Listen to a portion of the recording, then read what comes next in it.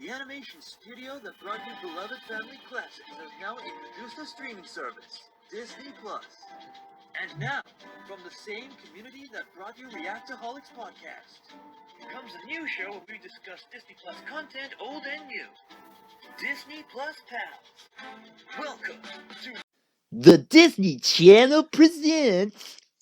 Hi there. You don't know me, but you're gonna like this movie about me. Who am I? I'm Neil Burris, son of Mickey Mouse. That's right. Mickey Mouse is my dad. No, And I have a lot of wacky hijinks with my best friend Calum. it can't be whose true. dad is- who's your dad? Scar from The Lion King. Okay, I need to get That's right. Our dads are animals. I need to get my dad a mane, a mascara, and get him to impersonate worry. Jeremy Irons. All right. We'll open this story on the side of a tablet and give you all the information you need. You can't see us yet, but you're gonna after a really bad intro song. So please enjoy the Disney+Pals Descendants. The Disney Plus. Yeah, take a wild guess at what we're talking about. We're talking about the dead. Sorry. The dead. Weirdly enough, today we're talking about Star Wars: The Phantom Menace. I gotta admit, we had a very weird intro there, but yeah, let's talk about that Jar Jar. Was it that or dead? Was it the dead? Despicable Me. That's right. We're finally going into other studios besides Disney today. We will be talking about those minions and Gru and how it falls in love with the girls who become his daughters. If Disney owns this Illumination, they got I say so. I don't think they own Illumination. No, they don't. But if they did, but anyway. They already own half of what Universal Studios has in their theme park with Simpsons and Marvel, so why not? They're becoming an empire. And obviously, we got to rip off Band-Aid. There's no escaping it today. We got another bad one for you. Straight from the Disney Channel. Yeah, Descendants. Here we go. Essentially, we're just going to have a whole month that is Disney Channel movies. Now, the thing about Disney Channel is that this is not aimed for us. I mean, obviously we grew up some of the shows, and Disney Channel is clearly aimed for tweens, that gateway between pre-teenagers and teenagers. Here's the thing, Calum, I gotta disagree with you today. I think it is aimed at us, because they're not just going for the teenagers this time around. They're going for the Disney fanboys. They brought out the big Disney villains. Maleficent is in this movie. Maleficent. Yes. Crossover we always wanted, Calum. This is it. Exactly it. Right? As if House of Mouse didn't already satisfy that pleasure for us. This is a bad movie. This is a real bad movie. Descendants, starring Dove Cameron. Directed by our good friend Kevin Ortega. Kenny Ortega. Did you just say Kevin? Did you just say Kevin Ortega? Yes, I did. For those of you who don't know, Kenny Ortega is the genius who brought us High School Musical, but also a lot of other musicals. Kenny Ortega is all over Disney Channel, and he's pretty good.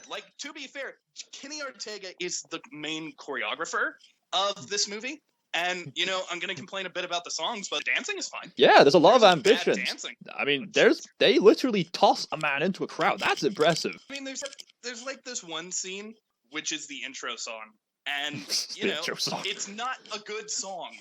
Because we're rotten to the dancing core. is good. And they're, doing all this... That hurt me. I know. It's gonna hurt every time we say it. But it's also still dancing. Yeah. You gotta love that. And it's really good. I like Kenny Ortega's dancing. Fun fact, actually, which I guess this could tie it together. The original Newsies was directed by Kenny Ortega. Really? Yes. Nah. So we have at least partially Kenny Ortega to thank for what we gave a Disney Must, our first ever Disney Must. Wait a minute. Hang on, that's not right. Some channels, they don't introduce rating systems later on, and then people say, wait a minute, why didn't you rate it that way? Because we didn't invent the rating system at the time. I think we already discussed that Peter Pan is a Disney Must, and... Peter Pan is a Disney Must, but since we created the rating system as we were watching Newsies is still technically the first Disney+. Okay. Disney Must. Disney Must. Which, by the way, speaking of the rating system, if you look on your screen here, I have devised a proper rating system from that joke me and Calum got. So in the middle, you got Disney Just. Yay! Disney Just ain't nothing. It's an okay movie. It's fine. Then you got Disney Adjust. Adjust means it's a pretty good movie, you know? It's not perfect. It's got its faults, but it's pretty okay. Disney Robust, it's a good movie. There's a lot to like. It's pretty great. Disney Combust, great movie. You love this movie, you like this movie, you gotta watch this movie. Disney Must. Just all things good. It's artistic. Disney Must is like some of Disney's best. And to be fair, we do have like we've already recorded Toy Story at this point. Yeah. And I gotta say, all of the good movies we've reviewed, we've got 3 Disney Musts so far. Oh, aye. That's really cool. 3 Disney Musts, and I would actually say that Haunted Mansion is a Disney Adjust Yes. with one of the negative rankings we have. On the negative side, we have Disney Fuss. I believe a Disney Fuss is, you know, it's not a good movie, but, you know, it's not terrible. It's just kind of bland. It's not great. You don't love it, but it's something that didn't hurt you. Aye. But didn't quite Disney satisfy Bust. either. Disney Bust, right? Mm-hmm. Disney Bust, not a good movie. This is where Haunted Mansion lies with a mixture of Disney Adjust. It is not good. It's bad. You don't like it. Aye. Disney Unjust. It's an insult, and you need to promote how bad it is. You need to tell people this is a bad movie. You don't like it. You don't think people should like it. It's not a good movie, but hey, just leave it there. Disney Disgust. The worst of the worst. Disney Disgust means this movie is terrible. You hate it, and you never want to see it again. We do not have a Disney Disgust today, I'll be honest with you, but we've got a bad film. So with that, ladies and gents, that is our new ranking system. And of course, we can make others up, like to fit the day. Like, we've got Disney Unjust down there. Honestly, I thought of all of the rhymes I could, but I guess if you had a movie where you trusted the director, but they gave you a bad product, like Iron Man 3, it could be a Disney Distrust. But yeah, so with that, we've sort of gotten all of the background information out of the way. So, yes, Neil, let us delve into this film and find out if it really is, say it with me, everybody, rotten to the core. Ugh. Okay, so this movie, Oh. this movie opened. With an- I don't even like that I have to say this. Oh, This movie opens it makes me sick. with a tablet, and it's the whole Once Upon a Time thing, but it's a tablet. Get it? Because it's aimed for It's tweens. technology. It's modern. I just don't. Even if it's aimed for tweens It's or dated. teens or whatever, it still freaking like gets me because I'm like, but It's dated. why? It's Why not the classic storybook? I kind of get it because it's like, oh well, you know, opening the storybook was our parents' like generation. We're the next generation, so we've got the tablet. For those of you who don't know what Descendants is, Descendants is the children of our very popular Disney villains going to a high school with the children of our very popular Disney heroes. And Maleficent has a plot in it. We'll get to everything, but that's sort of what it is. So we'll go through the designs of the characters. We'll go through all of the VKs. They're called VKs. Villain kids are called VKs.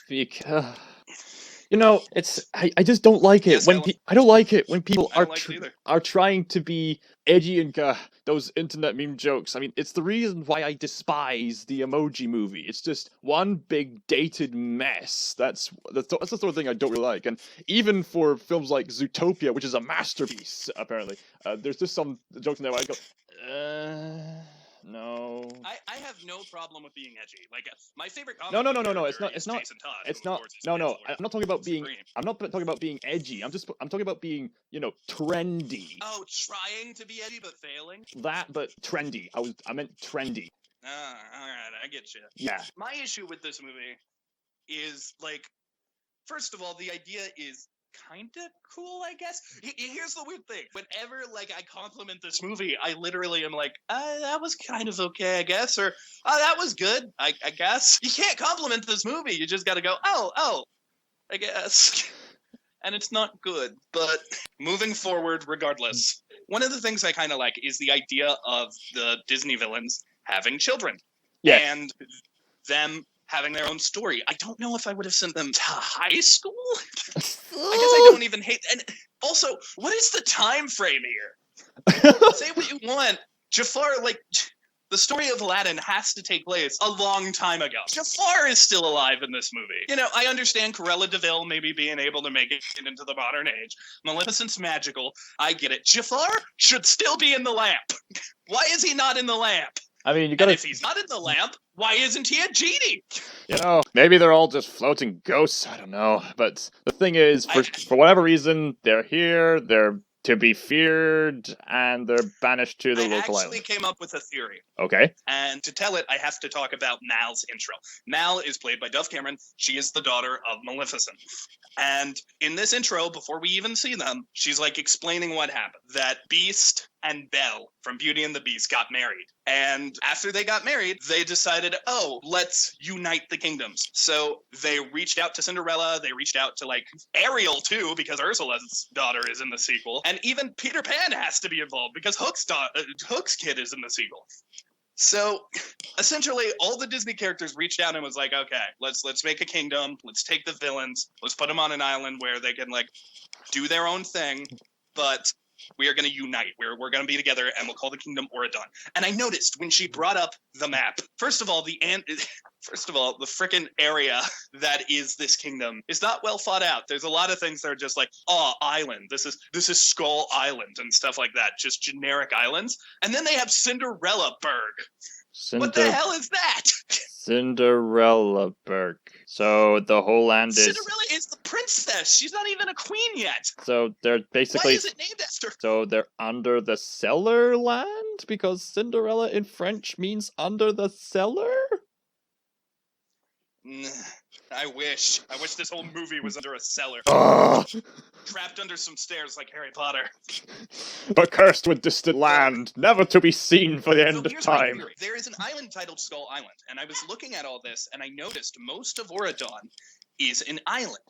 I also noticed, Jafar and Evil Queen and all them, they're not aging. And then I came to this conclusion. What if Skull Island is actually Skull Rock? And Auradon is Neverland. And Peter Pan, like, reached out to the Disney characters, and, like, they all went to Neverland. Whoa. I mean, to be fair, I don't think the movie's smart enough for that. But, how is this all a thing? And it was really getting to me, and it doesn't quite mesh, because it's like, well, if it's Neverland, then Jafar should still have his powers, and also, like, you know, the kids shouldn't be aging, and they age in the movies. And I'm like, fair enough, but it's better than just, oh yeah, and somewhere human world, this is happening. Because they have tablets! They have tablets! Means that my theory is real. Neverland has Wi-Fi. I mean... This disgusts me so much. Alright, moving on. So Mal just says, like, we're the villains on this land, and that sucks. And it does suck. Thank you, heroes, for taking not only these villains, who some of them were justified, not all, but some of them were, like, who was it justifiable to trap? Who? What do you mean by justified Disney villains to trap on the island? I'm just saying, out of all of, like, the Disney villains, there had to be some that were justified in their actions, right? Didn't deserve to be put on the island. And even if there wasn't, freaking their kids didn't deserve it. This is really dark when you think about it. This is segregation. This is abuse, even for villains. It is abuse. It is established that they don't have proper food on the island, or water, like clean water. And the whole time I'm just there like, you guys call yourself the heroes? What the hell? Well, to be fair, they do have evil sorcery, and they are... They don't have that, though. There's no magic on the island. Is there not? Yeah, no, one of the key plot points is that you need to take down the barrier. That way Maleficent can use her hocus pocus and get to the island. That's right, yeah. You know what? This talking about justifying the villains is kind of abstract. That being said, though, their kids definitely don't deserve to be here. They're basically in prison on birth. It's not okay. That's immoral. Yeah, I mean, that's what happened in the slave trade, for goodness sakes. People were born as slaves. You're doing the same thing here, basically. Another thing where just the movie unintentionally insults our Disney heroes. Belle was okay with this? Belle and Beast? Literally, the whole story of Beauty and the Beast is accepting that sometimes within a person there's a beast, but there also can be good in them too. And you did this? Why couldn't it be? It's not okay. Why couldn't and guys, everything we've said with all of this criticism, the movie is like only 3 minutes started yet. Already, we're cringing away with its inconsistencies. It's cringy music. iPads. So, Ben, the son of Beast and Belle, the one good Disney hero kid in this movie. I guess Mulan is okay too, but Mulan's daughter. Like Mulan's daughter, I think it's Lonnie or Bonnie. Her name's either Lonnie or Bonnie. Mulan's daughter. I like her. Okay. She was fine. I didn't feel insulted by her. Right. But so Ben's like, hey, listen, this is wrong. I don't want the villain kids to have to deal with this. Let's bring some of them over. And I'm like, yes, do that. And he picks 4. He picks Mal, the daughter of Maleficent. He picks Evie, the daughter of Evil Queen. Get it. That makes me flinch a little whenever I have to say Evil Queen. I know that it's like a product of the time, but at least Once Upon a Time gave her a name. Indeed. And Carlos, the son of Cruella de Vil. I see you. You don't like that I'm talking about Cruella de Vil, do you? She don't like that. I live for puppies. I worship the puppies. She's just insane. She has like a little stuffed puppy in this. It's weird. And she talks to it. It's weird. And Jafar's son, Jay. I gotta say, immediately not liking the name. In the sequel, they kind of do this better. Like, they have Ursula's daughter, her name is Uma, which I kind of like. They have Harry Hook, his name is Harry. And, you know, not a great improvement, actually, but it's better than it could have been. One of Snow White's evil stepsister's daughter's name is Dizzy. I like the name Dizzy. That's fine. There's just, what would Maleficent's daughter's name be? Mal. Huh, how about Evil Queen? Evie. What does Jafar's name start with? Jay. The only one that's even a little okay is Carlos. Well, the Vil's daughter. Because at least that's a name. Like, I know Jay and Evie are also names, but don't kid yourself, they're puns. That, if she wasn't called the Evil Queen, that is would be named Evie. That's a Simpsons joke. Homer J's middle name is Jay. Yeah, I don't like this movie either, Pooch. I don't like it at all. So we're introduced to these 4 kids as they dance away. ahead. They have pretty impressive dancing, I must say. As we mentioned earlier, doing awful things while dancing away. But the song, you know, of course, I forgot to go through the cast. I've mentioned Mal Dove Cameron. Cameron Boyce plays Carlos. Sophia Carson plays Evie. And Boo Boo Stewart plays Jay. Cameron Boyce did unfortunately pass away. And the 3rd movie is actually in his honor. But, moving on. This song happens. It's called Rotten to the Core, as Calum was mentioning. Ugh. It's not good. It's a really bad song. It's like, I'm rotten to the core. I'm rotten to the core. It's not. They play it a few more times throughout, like just little snippets from it. Like, they'll be like walking away when they're angry, and then you'll just hear, I'm rotten to the core. And it's not good. There's this one part where I think like one of them goes, oh wait, actually that might be the sequel. Where they say, mirror, mirror on the wall, who's the baddest of them all. That one I don't hate, but I don't think that's in this movie now that I'm thinking about it. The sequel is better. They get better, I guess. You see? I guess. There it is again. Alright, so Rotten to the Core, just to play on these... Apple Core. Just to play on the evil apple. So then they're doing this stuff, and then Maleficent appears and takes the candy from a baby. Candy from a baby. No, Mal takes the candy, and then Maleficent takes it from her. Like, this is Kristen Chenoweth playing Maleficent. If you don't know who Kristen Chenoweth might be, well, Broadway fans, have you ever heard of a little story called Wicked? She's Glinda in that. I thought I recognized her voice. She's a very good actress. She's in a lot of stuff, but in this she plays Maleficent, and she is so miscasted. Like, she's terrible in this part. This is not her role. And I love you, Kristen Chenoweth. I can see that you're trying and you're having fun with it, and I like that. I like that you're having fun with it. You're not Maleficent. You're not. No. And that's not okay. Oh. She is a very good actress, though, so I don't want to insult her in any way, but she is not this character. She takes the candy, she, like, coughs on it, puts it in her armpit. Immediately, my number one concern here is they're going to butcher the Disney villains. Immediately, I'm seeing Maleficent do this, and I'm just like, oh no. Oh no, I'm scared too, Nana. I'm scared too. They're going to butcher them like the Adam West villains, and there's going to be... Even the Adam West villains had charm. These ones have, like... So let's get into the villains.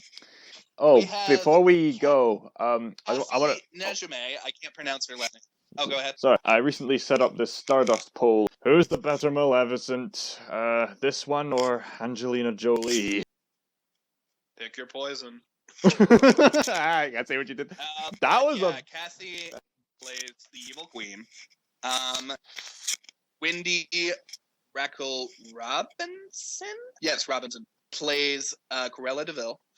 And I'm sorry, I'm about to butcher your name. Maz Jobrani plays Jafar. And these are all fine actors. They're all terrible. All of them. They're good actors. Their acting is fine, but the characters are bad. The writing for these characters are not good. Like, Evil Queen is obsessed with, like, my daughter loves beauty products, and she loves, like, she's gonna go out and get herself a prince and get us a castle. Gold digging. The Evil Queen is gold digging. Well, isn't that culturally relevant? It's not.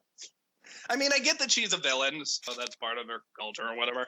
But the idea of the Evil Queen doing that is just dumb. This lady friggin' went against Snow White and the Prince, and she did really, like, evil stuff. Like, the Evil Queen is intimidating. She's evil. And here she's just like, ugh.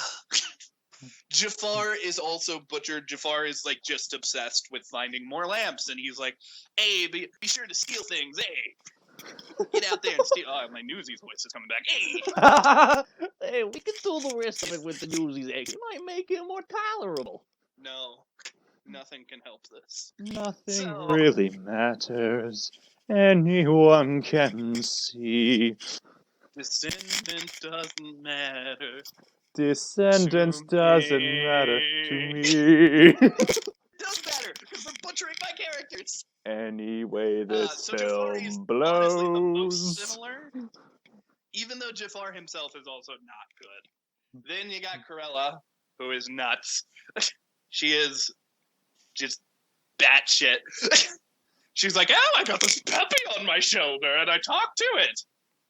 Guys, I would like to remind you of one of the best villain songs ever made. Corella DeVille. If she doesn't scare you, no evil thing will. And that is not Corella DeVille. You'll see those kind of... First you think Corella is a loony, and then you realize, hey, you're probably right. She's talking all along to a plush doll of a dog on her shoulder every single night. Ba-dum. God, Corella DeVille is such a good song. I wish we were reviewing 101 Dalmatians. Which one? I'd rather watch any of these. Any of them! But, okay. We got a different So, villain song we find instead. out It's called Rotten to the Vince- Core. No. Not going back. So Ben sends out the invitations, and it is revealed that Mal, Carlos, and them are going to go to Auradon High School. And Maleficent says, hey, while you're there, why don't you grab the fairy godmother's magic wand so we can break the barrier and let all the villains out? And it takes some convincing, even to the other villains. Like, Corella still at the end doesn't want Carlos to go. Carlos just goes because he's scared of his mom. It's established here that there's not, like, a great relationship between any of them, except maybe Evil Queen and Evie. Evie does mention that Evil Queen can be, like, mean, but for the most part, it really, like, seems like they bond over, like, oh, we like makeup and stuff. So, I don't know. But yeah, it is established they don't have the best relationship with their... Oh my gosh, sorry, I'm still held up on these terrible, terrible characters. You took Disney icons and butchered them, and then made me watch. You monsters. You monsters. Well, let's just skip to the next part. Yeah, okay. You're right. We got to keep going. So they go to Auradon. There's candy. They get to try all this candy. There's a snooty driver. And they have a cool Mel actually passageway. likes because he's snooty. They have this cool passageway through the barrier, which still entraps the villains. It's very gaudy. but this could be another, like, thing. I noticed a lot of gold there, a lot of gold dust. What if that's pixie dust making the car fly? I don't know. Maybe Auradon is Neverland confirmed? I don't know. This movie's not smart enough for that. They get to the school. We meet Ben. Like, we're reintroduced to Ben and Aurora's daughter, Audrey. There's some friction there because Sleeping Beauty, Maleficent, their kids don't get along. Yeah, well, to be fair, at this point, I did giggle a wee bit just when and they are really good actors, actually. You can tell the main character's face. Yeah. She has that face where she's holding back her anger. She's trying to be pleasant. I actually enjoyed that. Yeah, there isn't really, like, the acting isn't bad, it's just the writing is terrible. And since the writing is terrible, the whole movie is terrible. Like, you can have a good performance with bad writing, but if you have bad writing, that is really an uphill battle. Like, I will remind you, Hayden Christensen's acting is still memed and remembered to this day. That's a bad actor with bad dialogue, but even a good actor with bad dialogue. Actually, many sometimes people it argue doesn't that work. Hayden Christensen works best when he's having to convey anger, but... I killed them! I slaughtered them like animals! And the children, too! I don't think that was a good actor. I hate them! I hate all of them! Got to I remember- hate them! You got to remember, this is the same trilogy which also features moments like, no, I you wish win. Hayden Christensen would slaughter lynx. And their mothers. And the woman, too. Just kill the movie, Hayden Christensen, please. This movie has broken me. So yeah, we son of Dopey, which I liked. I liked that Dopey got to have a kid. I just like Dopey being a father figure, and he still doesn't talk. Like Charlie Chaplin, that's adorable now that I think about it. It's a very. I like his and this kid. He's acting his heart out. Like he's really good too. He's another good of the hero kids. Let's make that clear. He's not a bad kid either. Audrey's a bad kid though. She is constantly trying to embarrass Mel, and they keep doing this thing. I want to keep going with the plot, but I have to talk about this thing. Every time Audrey and Mal into conversation, it's usually on bad terms. So they'll do this thing where they, I don't know, just groan? It's weird. I'll try to do it. It's like, oh, so you're going to be living with us? Ha ha ha! I hate it! I hate it! I hate this movie! Wow. It's not even that bad. The movie is bland. That's his biggest problem, but it's also such an embarrassment. I'll say it right now, this is definitely a Disney unjust. This whole movie is a sin. It's a sin. Thieves, butchers and ripoffs, we hate you forever! Look at that. We've gotten so insane because of this movie, we're turning into Gollum. Okay. So, there's not a lot of plot that happens here besides hijinks. Like, they're getting used to the school and stuff, but it's first night there. We gotta go steal the wand. And I actually noticed, Carlos is playing a video game. This That game. video game. Hang on, it's a reference. The video game Carlos is playing Is it? is called Aaron Stone.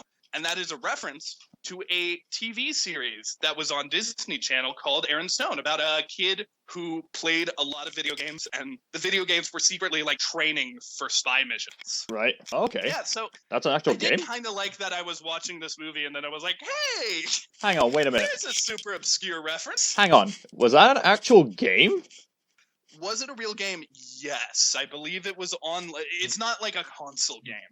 Hang on a I second. believe it like for marketing release. Hang on a minute. Because I was giggling to myself when Carlos was playing the game. I was like, Carlos, are you serious? Is this serious? Because the way he's playing the game with the motion control sticks, it doesn't look like he's actually controlling it. It just looks like He's not.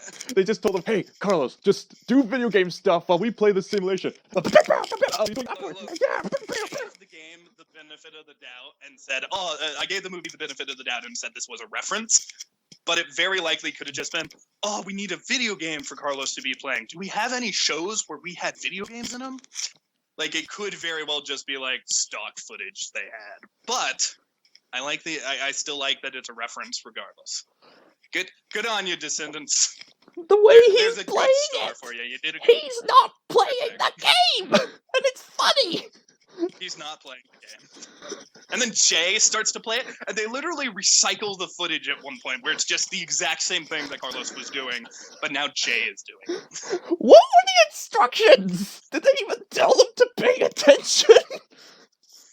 Well, If I was in there, I would be focusing on doing the motions, not just going, hey, yeah, the down, how you Just looking? shaking it. But it's all right. I'm actually curious now if Aaron Stone is on Disney+. That's something I'm gonna have to look up later. All right.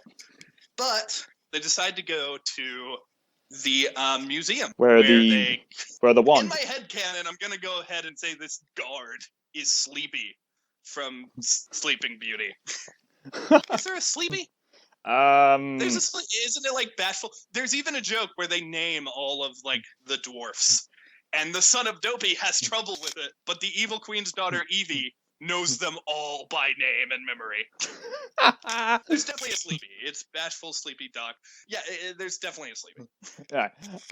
So they're going to the museum in order to make a first attempt to find the wand and steal it. They have to get in first by breaking down the door, and I will admit, I did kind of giggle at the breaking down the door joke where Jay's like, stand back! Yeah! And then they open the door and he just kind of flings himself to the floor. I actually found that funny, I'm not gonna lie. Aaron Stone is not on Disney+, and that makes me sad. But yeah, no. This is where we get the guard. mannequin scene. We got a guard. Where they find what? Oh, actually, no. First of all, they have to get this guard, but the main character finds a way to cast a spell, which gets him to prick the spindle of the spinning wheel, and thus he gets into the sleeping curse. And then I realized something. Hang on, wait a minute. You know how the curse goes. Only true love can awaken the guard. Later on, he's awakened by the alarm. Kneale, is the guard's true love the alarm? Hey, look. Maybe that guard's true love was himself. Maleficent never focused on that in her curse. Or if my theory is true and this is Sleepy, maybe his true love is sleep. So as soon as he fell asleep, it was like, oh, well, the curse is broken. But now I'm just sleeping. Just 5 more I don't minutes. know. There are theories here. It was weird, though, when he woke up.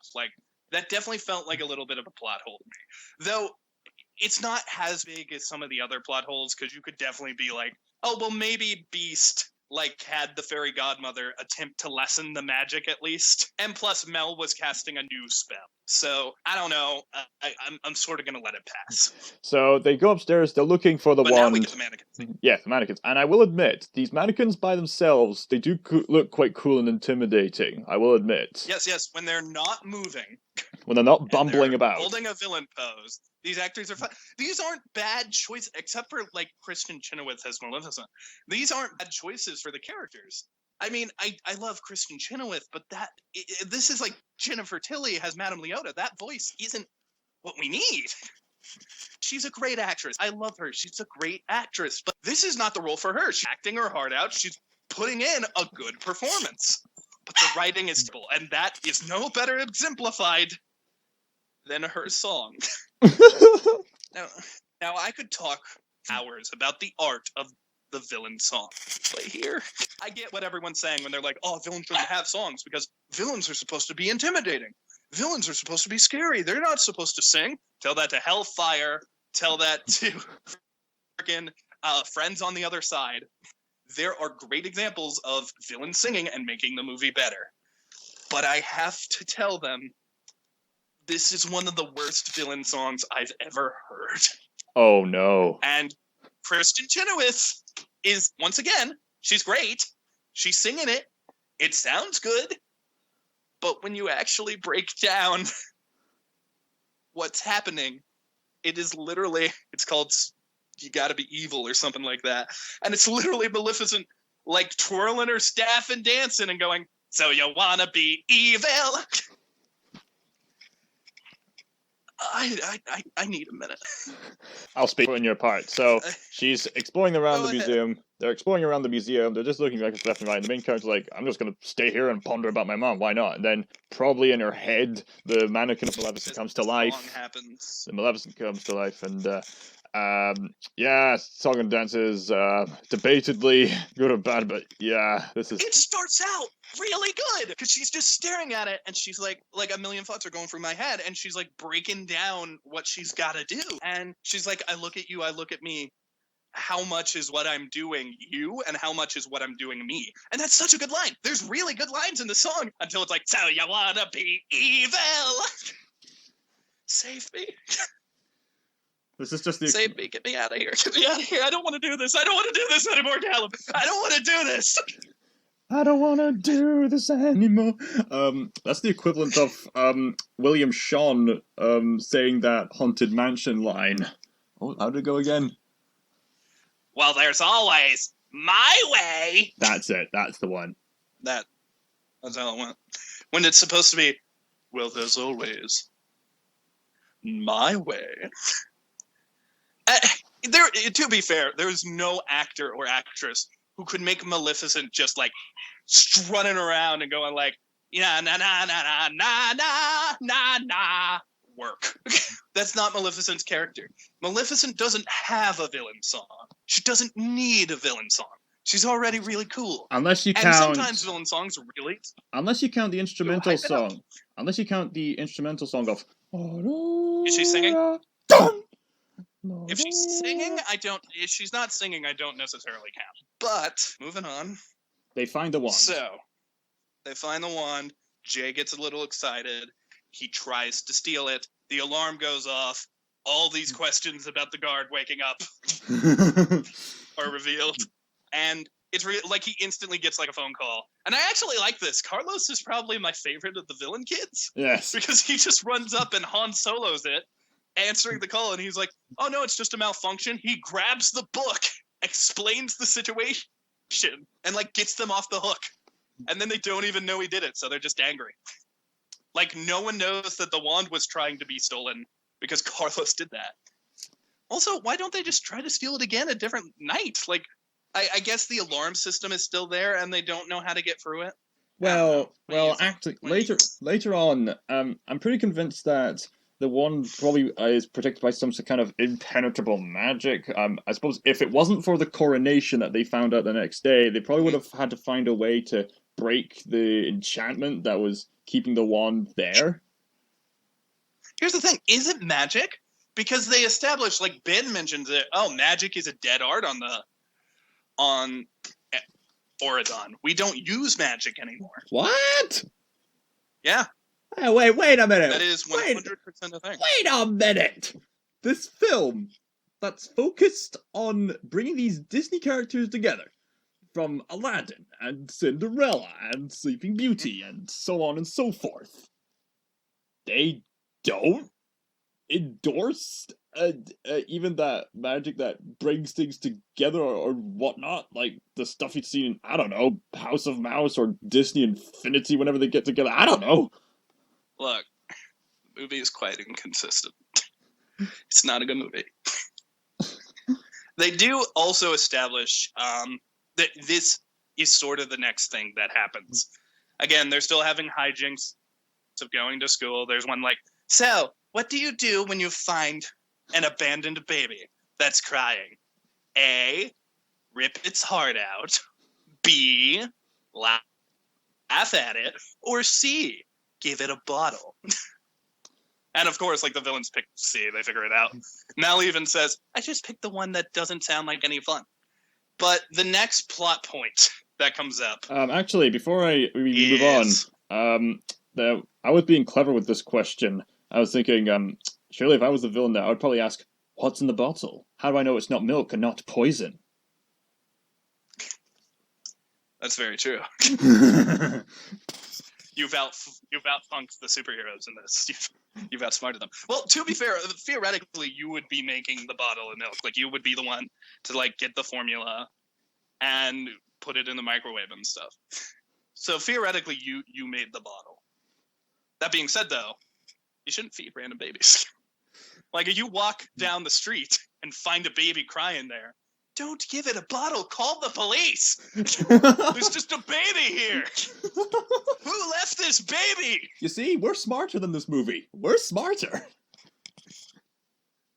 They're teaching these VK kids not the right things to do.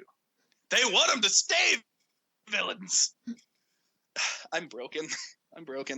This movie didn't even upset me when watching it, but now that I'm thinking about all like the injustices of these characters, definitely a Disney unjust. Don't care which one. This is a travesty. I was wondering what would break first. Your spirit? Or your Disney. It was the Disney. Yeah. So that's our second Bane joke of this podcast. Didn't we also like go, I was wondering what would break first, your spirit or Eddie Murphy? I don't know. Maybe we missed that joke. I don't know. We'll just pray. Just pray. We'll get through this. Yeah, we'll be okay. We'll be fine. We'll be fine. It doesn't get worse, does it? It doesn't get worse, does it? Be our guest. Be our guest. No. No. Okay. We're fine. So the next plot point is we meet Jane, the daughter of friggin' fairy godmother. And Jane wants to be beautiful. And she is rightfully upset with her mom because her mom just showed up and made a random girl, Cinderella, beautiful, but won't do that for her. Well, to be fair, And I think she looks pretty. I mean, she's I think it's oh yeah, she looks fine. I think it's just the Yeah, villain's but being... literally all Mel does is do her hair. Like, that's all Mel does. And it's freaking like, you can't do that for your own daughter, evil godmother? I mean, good godmother, fairy godmother? Yeah. You can't do that.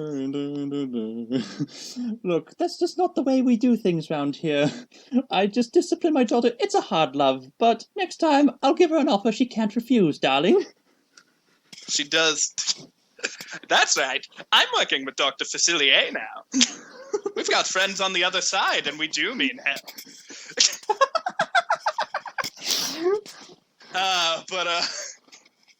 No, she does say something along the lines of, oh, magic doesn't need to bring out your beauty, but that makes me question, like, okay, then why'd you help Cinderella?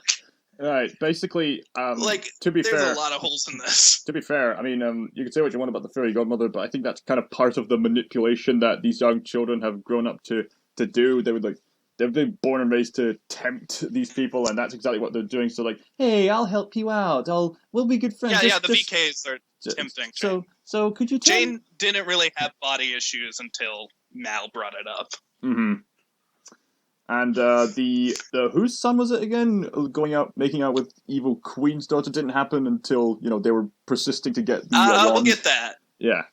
That's next, but here, like, Mal does Jane's hair, and she gets excited and she's like, "I'm pretty." And what she's trying to do is get Jane to get fairy godmother to go and get her wand. And later, Mulan's girl, Lonnie, also wants her hair done. All the girls want their hair done. So Mel actually, like, she's getting paid for it. But she actually becomes a little popular. Meanwhile, Evie, as you were mentioning, is doing pretty good in class because she's cheating with her magic mirror. In a science class. Yeah. Dopey kid is not, I forget his name, I think it's Doug. Which is a perfect name for Dopey's kid. Just like, I'll call you Doug.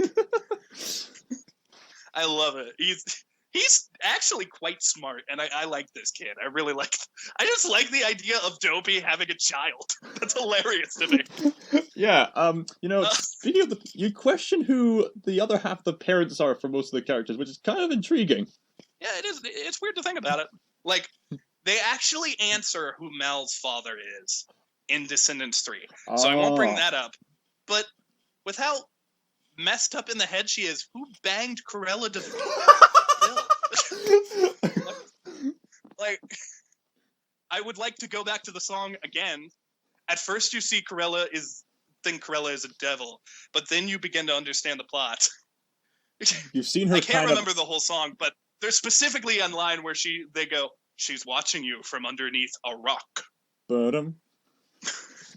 The vampire bat. An inhuman beast. She ought to be locked up. I'd rather be with her than watch this movie. The world was such a wholesome place until Descendants ruined Cruella de Vil. Bum, Boom. But yeah, who pegged Cruella de Vil? That's just such a weird thought to me. Someone who's equally insane. It takes an insane person to love an insane person. Why else is Harley Quinn going after So Joker? do you think it was other Disney villains? Because, spoiler alert, Mel's father is another Disney villain. Ah. I won't say which one, but it is another Disney villain. Alright, you just gotta look at their personalities and their quirks to think, okay, similar color aesthetics to this or that one. With how Carlos acts, maybe his father is Mr. Smee. Mr. Smee and crew! I mean, check it out. He's like terrified all the time. He has white hair. He's very shy. He's got white hair. I'm just saying. In one of the sequels, it's actually revealed that Smee does have children. But I like the idea, and he names them like Squishy and Squirmy. It's really stupid names. Just all squiddy names. Oh, Mr. Smee and Cruella to Phil. Fetch me my clothes, darling. It's a power couple. Fetch me my clothes, darling. Hi, Cruella. Oh man. It's a weird matchup. It's a weird matchup. Yeah, so Evie is cheating, and Chad, the son of Prince Charming and Cinderella, way to ruin those characters. He's a gold digger too. He's just all about using her to get his homework done. He even makes her think that like she's gonna kiss him and she's gonna have her like first romance, and she's so excited about that. Evie's like got the biggest smile, and she's like, I can't wait to meet boys, and she's just ready to date and like express herself more. And the first guy she meets is a jackass. Unfortunately, a lot like real life. The more and more I think about it. Oh. But Oh my. I mean, to be fair, like people meet jackasses. I've met my fair share of jackassi. They're out there somewhere. But even they don't have to watch this movie. Because they don't torture themselves. So yeah, Evie's being used. Doug tells her not to do it. The result of this plot line is Evie gets caught. Chad, like, reports her. And Doug argues in Evie's defense, like, hey, let her take the test. And if she passes without her magic mirror, don't expel her. And she does pass because Doug believed in her. And they get a little romance going. And I kind of like that, too. Like the idea of Dopey's kid in a relationship with the evil queen's kid. I like that. That is funny. And it's also sweet because he helped her. Aww. So our next plot line is about Jay. Oh yeah. Jay and Carlos. The sports. They join the sports. And that's pretty much it. I actually dig the game they're playing. It's like hockey, but with an added shield. I really like that idea. Yeah, and there's like a freaking gun that gets shot at you. Like they shoot things at you. It actually looks quite cool. And in the sequel, there's another sport, which is kind of like fencing, but also you run down a track, I think. It's cool. Oh, stuff The Quidditch. sports in this game are cool. Stuff Quidditch. This is legit. Yeah. Descendants. They get sports right. Franchise. There's a reason we're not universal pals. So Jay's plot is probably the thinnest of them all. He just likes sports. He gets involved. He learns what a team is, and it's like moving parts of the body. And he's like, I want to be the fist. And it's fine. Jay is fine. Once again, all of these are good actors. I like them as characters. It's just the writing. Like, the Descendants themselves are not really the problem with this movie. It's their parents. It's the high school and how ruined it is. It's bad. I mean, this sort of idea has been done well in stuff like Once Upon a Time, and it can be done well if done by the right people in the right concept. I mean, the sons and daughters of all these beloved Disney villains and Disney characters, I'm into that. Maybe have them be teenagers. I'd be into that too if done carefully. Put them in this generic plot about them going to high school and maturing and becoming pals. As a kid, the coolest thing in the world was imagining all the Disney characters together. Like, that's why House of Mouse was so successful, because even though it was basically a glorified clip show, which it's still a very good clip show, mind you, the subplot and the like little intermissions would be the other Disney characters interacting. Like, you can see Winnie the Pooh and Hades from Hercules sitting across each other having dinner. And that's awesome. But this movie doesn't do it justice, because they very realistically could have had a situation where, like, these are really cool villains and their children are just as cool. But the best parts about the children is when they don't act like their parents, when they actually do become good people. And that's not what a movie about Disney villains should be. And you can't pretend that's not what you are. You're called the Descendants. You are famous because you are related to the Disney villains. They do get better about representing the Disney villains later, because in the sequel, they just don't. They have one cameo with Ursula, and they don't even show her. They just show one of her tentacles. And in the third one, they actually do more Disney villains, and it's decently okay. Like, they're not insulting. Except for Mr. Smee naming his freaking kid Squishy and Squirmy. What the hell? And maybe one named Carlos. We don't know. I don't know. With all these silly names. We don't know. Gorilla and Smee. Mr. Smee's descendant might as well be Baldric from Blackadder. I don't know.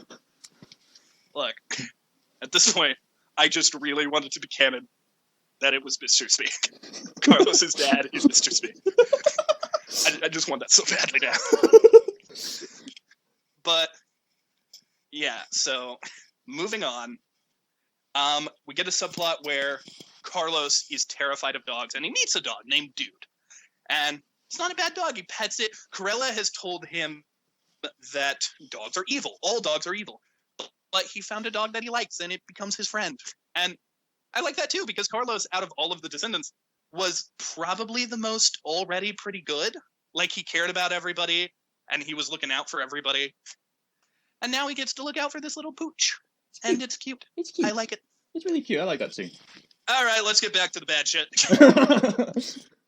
So, Mel decides, all right, well, I need to get the wand. And Ben mentions, well, there's going to be this coronation for me to be the king. And I'm going to be standing right next to the wand. And she's like, oh, can I stand next to you? And he's like, sorry, only my girlfriend can stand next to me. Uh-oh. I wonder how she's gonna get to the wand now.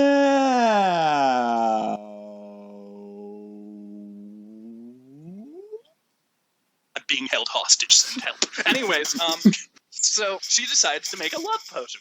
And she's gonna hide it in cookies. This is where we get another scene with all the Descendants, and they're all talking. And Mulan's daughter comes in. And she tries the ingredients. The potion isn't ready yet. It's missing a tier of sadness. And she just tries it without it. They're like, are you okay? And she's like, yeah. You know, it could use some chocolate chips, though. And she goes to, like, grab... She just says chips. And they're like, what do you mean chips? And she's like, chocolate chips, you know? Like my mom used to make. You guys have never had chocolate chips? No. And they're just like, no. And this is where the movie tries to get deep with you, like, oh, their parents don't actually care about them.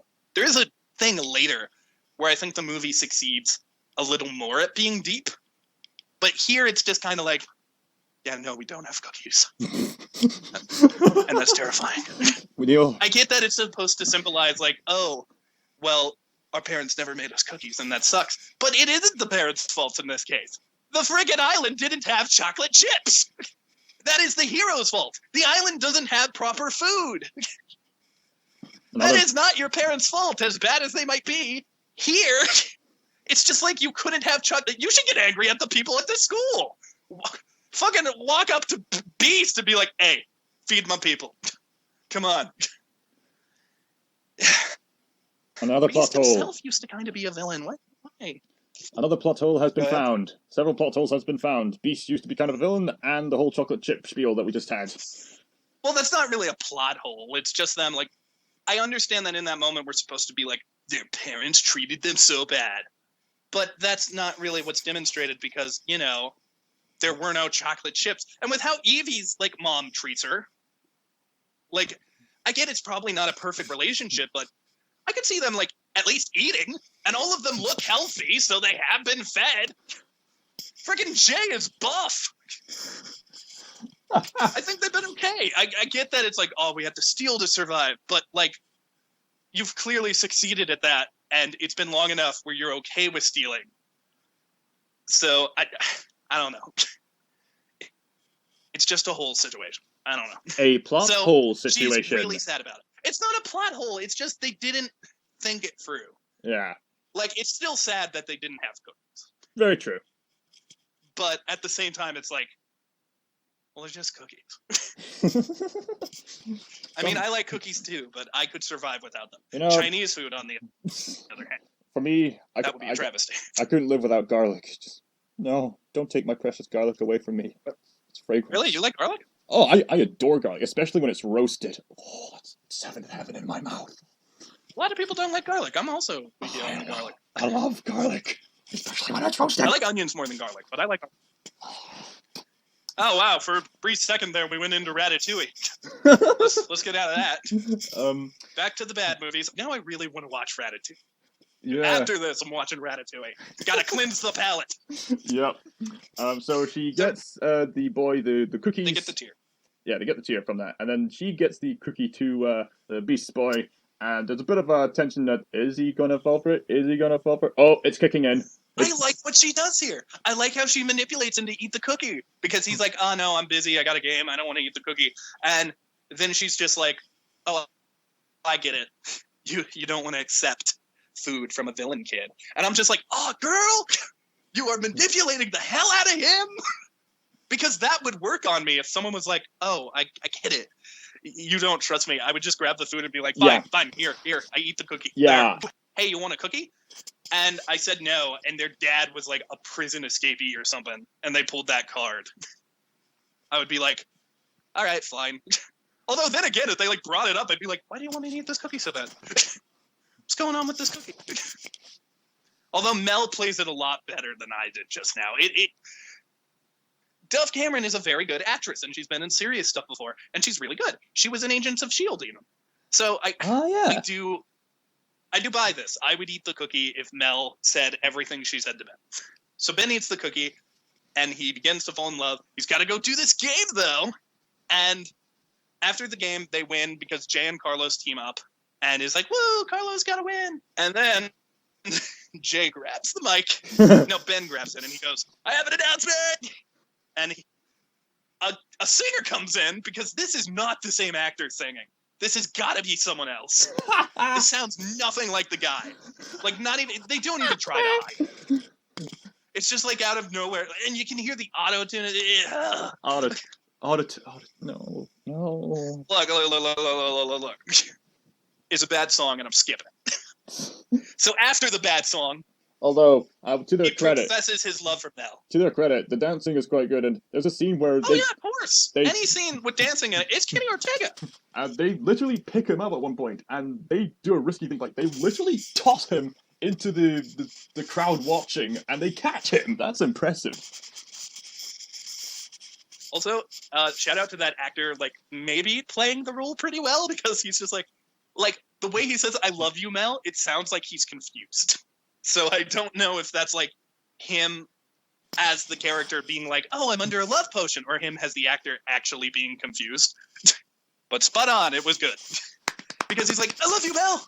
And he's like, I love you, Mel. I love you, Mel. And he's not sure about, oh, Mal. I'm saying Mel.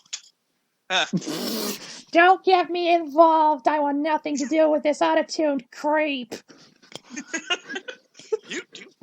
She would hate that impression, but it is not terrible. I love you, Mel. You got a big part of the movie. So, yeah, right. Oh, wow. Nobody watching this is going to know what I'm talking about, and that's good. So, continuing. Ben asks her out, and they go on a date. She's all worried. Evie helps her set it up, and Evie's all excited for girl time. She's like, you got a sister now, Mel. And they go on the date, and there's another song, a better song. This song's fine. It's like, a million thoughts inside for trying to kill me. My body's like, no, stop. It's rejecting these songs. But this one's good, buddy. This one's good. It's like a million thoughts are in my head. It's so good.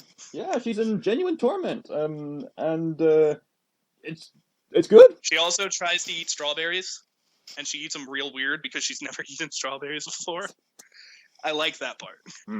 There's so much I like about when you get to the actual Descendants, it's good.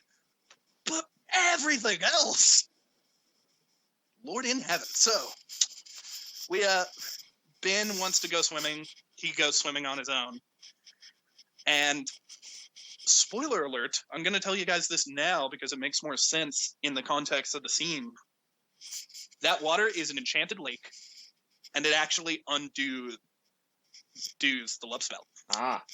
So, he's swimming in the water. It's undoing. She can't see him. She finishes her song, and she can't see him. She is convinced he's drowning. So she just, and this is where we realize she's not a bad person. She just runs in and attempts to save him. And he's not drowning. But, guess what? Mel can't swim. She grew up on an island, and we're going to see some background for her in Descendants 2, where she may have been a pirate, but she can't swim. Wait. She was a pirate? She led a gang with her turf, and she may have been. She was definitely, if not a pirate herself, associated with pirates. I mean, she clearly establishes after the scene that despite being raised on a remote island, she never got the chance to swim because of the barrier. Well, to be fair, also though, the pirates don't leave the barrier. Aye. They're just pirates. Harry Hook is one of them, Captain Hook's kid. So, That's just reminding let's me of... continue. Now I just want to do Descendants 2. I think next week we're going to do Descendants 2. Might as well. That's just reminded me of this musical comedy series called Gallivant, and one of the songs is "We're pirates of the sea," except we're not actually at sea. Hey, I love Gallivant. I adore Gallivant. A jackass in a can, a jackass in a can. We are the monks. Gallivant. I wish that was on Disney+. Why do we... I like how throughout this several times I'm just like, I wish I could review anything but this. I don't want to talk about this. And then I'm like, throw me into the sequel. Come on. I watched maybe 20 minutes of the sequel, and it's so much better. But okay. So... he emerges from the lake and saves her. And saves her because she's drowning. He gets her on land, she's freaking out, and he's like, you didn't know how to swim, but you still tried to save me? And this is when I think he develops actual feelings. Realizing, oh no, you are a good person. But, it's a whole thing. So, do you have anything to say about the scene before we move on? For whatever reason, I guess it just happened to be there. He picks up this magic rock, make a wish, and put it back in the lake. She just tosses it back in. For the record, I've seen all 3 of the movies. That magic rock never comes back. It is just out of nowhere. And she doesn't even make a wish. She just grabs it and throws it. If she did make a wish, I didn't know it. Maybe she doesn't talk about the wish. It just happens. I wish you could just leave me alone. Does the wish come? Is it actually?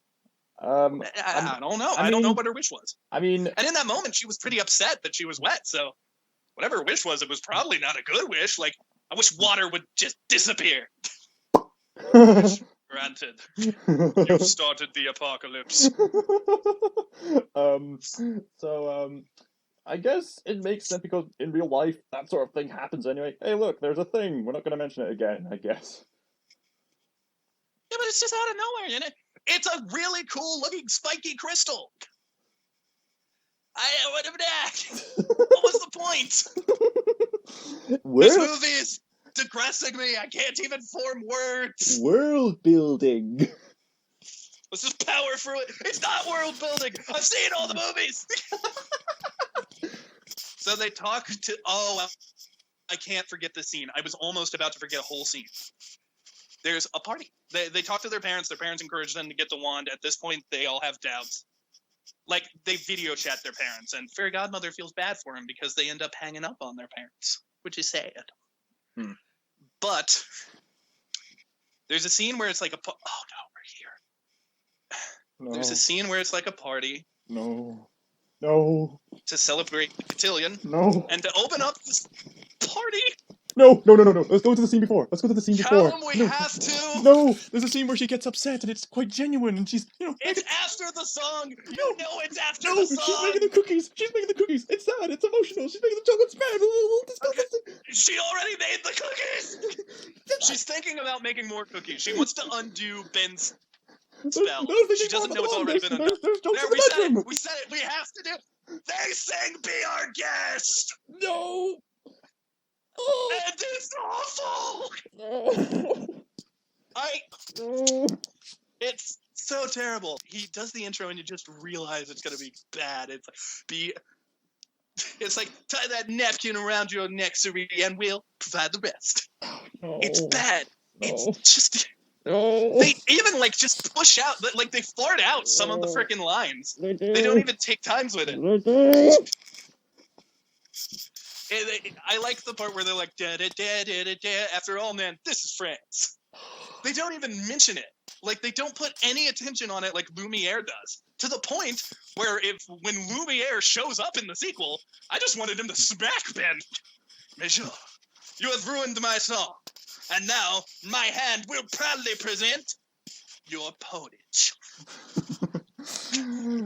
Yes, the master is not going to Mine's be... the best, mine's the best. When I sing it, it's the best. When you sing it, ears bleed, people scream, and I help the rest. I make them calm, I make them happy, while your song, it is crappy.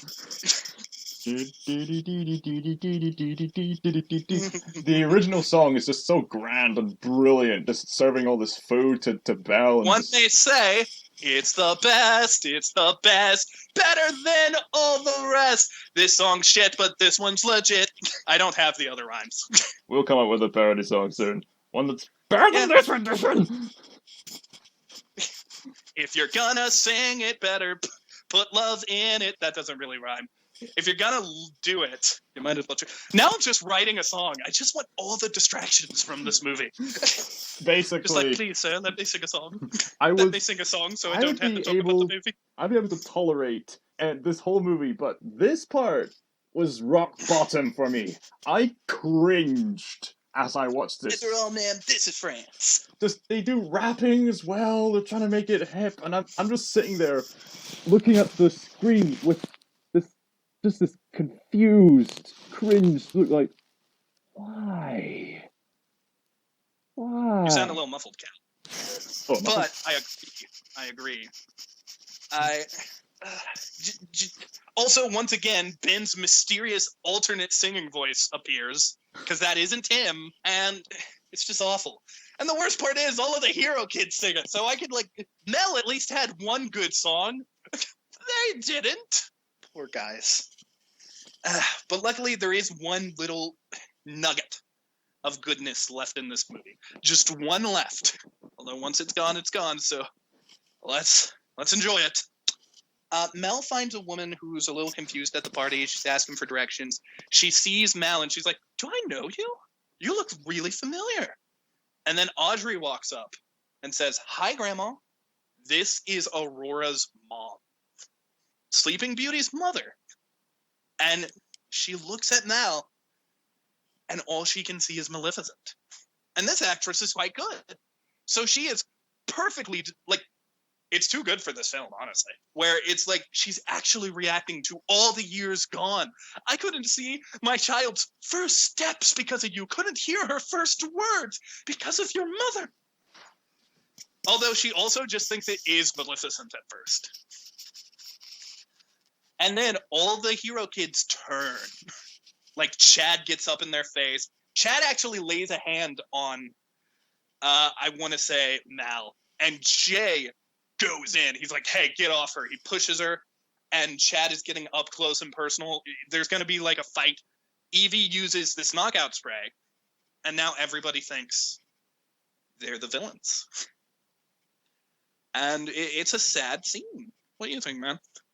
Yeah, that actress was pretty good, and there was something about 100 years sleep that was mentioned. Mm-hmm. Dove Cameron owns it too. Dove Cameron really carries in the weight. It's just sad. It's sad to see the villains did do bad stuff, and even Doug is peer pressured to not talk to Evie. Doug's my boy, man. That was sad. No. His dad is dopey. And his mom is, I don't know, the Queen of Hearts. You Why know, not? You know, I've just had a thought. You know those dark alternative Disney stories that are published in books in these recent times? Yeah. This should have been more like those. Oh yeah, if they would have treated it like, if they would have gone young adult novel with this and made it like more interesting, like maybe get the characters more ties to their parents, maybe have them do evil stuff. The most evil thing they do is the love potion thing, which immediately she's like, okay, I want to undo this. Like, I'm not okay with this. I want to undo this. So it's just a whole thing. This could have been better. This could have been really good. That being said, it did get 2 sequels. And we didn't talk much about our experiences earlier, so I'll bring it up right now. I was exposed to this because this was an overnight sensation, which is something freaking Kenny Ortega is really good at doing. Like, he's really good at, like, taking things like High School Musical. You can say all you want about High School Musical. You can talk about it's false till the cows come home. But all that aside, it still was super popular. Mm-hmm. And this was super popular too. There were people doing arts of their own VKs. I remember seeing one of Scar. There's a whole music video by this one YouTuber where he did himself as the son of Hades and made a song about it. And it was in the Descendants style. It was better than anything in this first movie. But it was really good. I liked it. And yeah, this had a big impact on people. By the way, that person's name is Chris Villain, is his name. Okay. It's on YouTube. You can watch it if you want to. He does pretty well. So, moving on. It's time for the coronation. Oh, wait. This is where they decide, okay, we're going all in with this one idea. We're going to get our parents off of the aisle. We see the parents again. I don't even like to call them the Disney villains. I'll just keep calling them the parents. And Snow White, of all people, is like the reporter there, being like, oh, what outfits are they wearing? This is Snow White. And I'm just like, why? Why is Snow White doing this? Because why not? Because why? Why is she a reporter? Okay, hear me out. I haven't brought it up a lot. I think we touched on it with the tablet earlier. Why do they have modern technology? Why are Maleficent, Jafar, and freaking Cruella de Vil watching a TV? Why does Snow White have a microphone and is broadcasting? It's a modern setting. It's not good!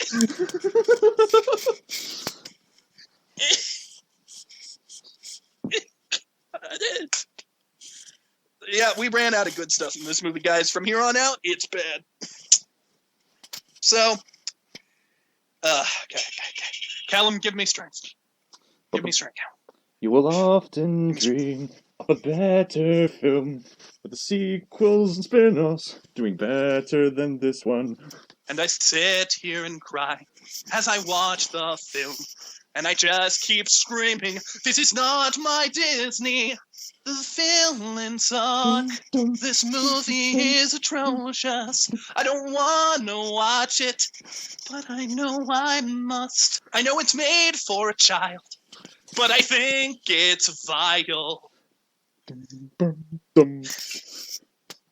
I don't like Descendants. Didn't want to watch it on Disney+. And where does it say that I've gotta watch this shit here? Where does it say that I've gotta go through this curse? Eddie Murphy's Haunted Mansion was better. Anything about this sweater. This thing is atrocious. I don't want to watch it at all. Even if I'm supposed to watch it at 17. We're only 22 here. We were that young, eventually. I mean, here we are, we're trapped here, listening to Maleficent's jokes. I'd rather be dead in someone else's grave. I don't want to watch it. I wish I would die. I hope this joke is funny, because if not, the whole episode's lame. Santa Fe! My old friend, Newsies was so much better, even though I might forget the words to say. Yeah, Descendants, it's atrocious, but Newsies was ferociously okay. We're coming up with better music than they are. I'd trade all of these songs just to hear Santa Fe. Newsies is better than this, is what I'm trying to say. Newsies was so good. Even the dance numbers, I gotta say, were better than Newsies. It is possible It's to so combine hyper. good stories with good dancing. It's possible. It's possible to have good songs and good dancing. We've seen it. This happens all the time. Broadway is a thing. Kenny Ortega himself has done this. But in this one, it's just not good.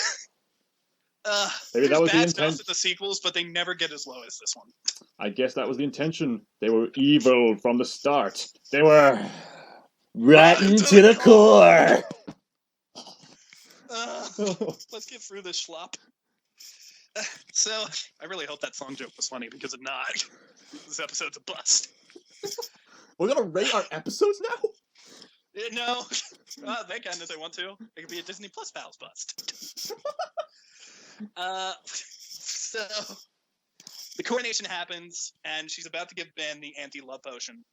And this time she makes it in a brownie, which was weird to me because she didn't know what chocolate was, but now she's making brownies. Well, That's weird to me. she knows what chocolate is now, and I guess it's a chocolate brownie? So she just figured it out? Like, she was like, chocolate, let's experiment. Why didn't we get that scene? To, What a better than... to quote Ratatouille, just follow the recipe. All right, maybe... Okay, it's not that hard to think of. But he's like, too late, I'm hungry now. He eats the brownie, she freaks out. And then he's like, it's pretty good. Guess we gotta wait for the anti-love potion to kick in, though. And she's like, wait a minute, you know? And he's like, oh yeah, I've been free of that for days now. And you still dated me? Yeah, I like you. And then he kisses her, and it's a sweet moment. And they go into the coronation. And it begins. He's going to become the queen. The king, not the queen. And Maleficent is just looking at the TV like, yeah, come on, get the crown. I mean, the wand, not the crown. Yeah, Ben, become king of Arendelle. Wait, not Arendelle. What? Arendelle is frozen. Auradon. Get the key. Now that I'm thinking about it, it's weird that no Frozen kids got in this movie. Frozen. Like, in none of the franchises, is there a Frozen kid? Wait a minute. None of the sequels. Oh, right. I was In fact, I think... Wait a minute. Holy crap! Calum. They only pulled from the drawn 2D animated films for all of the VK kids and the villains. Hey, that's a plus for the movie. Huh. So they did. The latest one they did was Princess and the Frog. That's like the latest movie villain they pulled from. Huh. It's neat. It's real neat. Okay. Plus for you, Descendants. Now you got two. A Disney+. You got that reference to Aaron Stone, and now you got this one fact. Good on you. Wish the rest of the movie was as neat as those things. So the coronation happens, and this is where things get bad again. The wand is grabbed, and the... Calum, it's so stupid. I can't. Okay. This is why we sang the song, by the way. This is what I was scared of. So the barrier goes down. Maleficent comes out, and she's on her way there. But while she's on her way, we got to get this scene where we see who got the wand. And it was Jane. Jane, the fairy godmother's daughter. Because she wanted to make herself beautiful. Where do I begin? Start from the beginning, and when you Let's get to the end, stop. Let's say that you wanted to cast a spell to make yourself look prettier. Right? So you grab the wand in the middle of a coronation when there are tons of guards around you. Does that sound smart? Well, that depends on how swiftly I get the wand. I mean, granted, I know how to control So you're the going wand. to take out the guards and just become like a supervillain? That depends on the motive. And my current You state... just want to make your hair look cool. Yeah, if I had the motive of making my hair look cool, and I had no other possibility of doing so, then I'd probably do that. That, or just grow my hair and get better shampoo or Really? something. Nah. Okay, well, hear me out here. She does this. She grabs the wand. First of all, everybody is about to, like, jump her and get the wand back. But the first thing she does is not do her hair. I don't even understand how this magic works. She accidentally unleashes the barrier, which was something Jane wasn't even thinking about. She had no desire to do that. So how does the magic work? If you touch the wand the wrong way, the barrier goes down? I don't understand it. But Calum, help. I'm dying. Help! Don't leave me! And so, Kneale eventually died from watching the Descendants. Ashes to ashes, dust, pixie dust to pixie dust. Thanos was right. Amen. Guess Ron was giving my sermon. All right, so and then moving right along. Then your princess comes along and kisses you back to life, giving you the motivation to get through this. Although instead of my princess, it's an alarm. Yes, it's the alarm. Specifically, the alarm from Rogue One. Life. Fuck my life. So, Maleficent comes in and is like, "Hey, everybody! Hi, That's how Maleficent." Maleficent acts. You were saying, Calum? I was making a Dr. Nick joke there, which actually kind of works since The Simpsons is on Disney Plus now. I hate everything. Everything. So she, There is this scene before it where Mal gets the wand, she takes it from Jane, and everyone's like, "Mal, don't do it!" And Mal's like, "Okay, I won't. I want to be good." And she decides to be good, and fuck my life. So then Maleficent shows up, and she freezes everybody in time, and she actually walks up to Jay or somebody, and she's like, you would have given Gaston a run for his money. Maleficent knows Gaston. They're friends. Why wouldn't she? Because why would she? I get that apparently they're both on the friggin' island, but does that mean like the villains just hang out? Well, what else like, would they casually? do? What else would they do when they're trapped in the island there? Raise their kids? Yeah. And Plot? I'm just saying, in the third movie, one of the villains attempts to escape, and that is something I don't see in any of the other movies. This one, okay, they're making a plan to get out, but one of the villains actually tries to do it on their own, no kids involved. They just try to get out, and they nearly do it. So I cannot believe for the life of me that not a single villain has gotten out, ever. Especially now that Maleficent's here, and the friggin' barrier was down for a minute. How come only Maleficent left? I get that not all of them had magic, like Jafar clearly isn't Genie Jafar, so he couldn't get out, and Corella isn't gonna fly. And neither's the evil queen. But why didn't DrFacilier or Hades or, why didn't Captain Hook take the ship and get out? Is there only this hole that was cracked in the barrier, not the whole thing? I guess it could have been a hole, and maybe like Maleficent was ready for it. I don't know. I think Ursula, more than any of the other villains, should have been able to get out because Ursula theoretically has to stay in the water, right? So she should have noticed that the barrier was down. Wait a minute. Didn't earlier in the show Mal mention that they aren't actually able to get to much water? Where on earth was Ursula? Yeah, she's in the sequel, and you can see her tentacles, so she's not a human. She's in the sewers, and it stinks.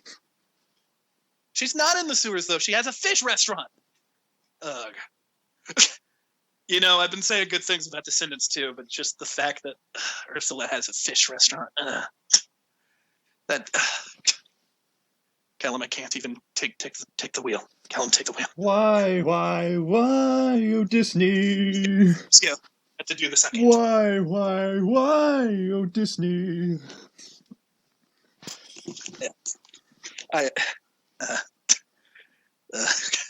Go ahead. You take the wheel. I can't do it. I'll take the helm off the Jolly Roger, as it were. So Maleficent. I'm broken. So Maleficent takes the ring. Wait, what was up with that ring again? Was something to do with power or whatnot? Oh yeah, that shit. See, we're forgetting stuff because at this point, the movie doesn't care about what's going on. So why the hell should we? Yeah, Ben gave her a ring to symbolize you're my girlfriend.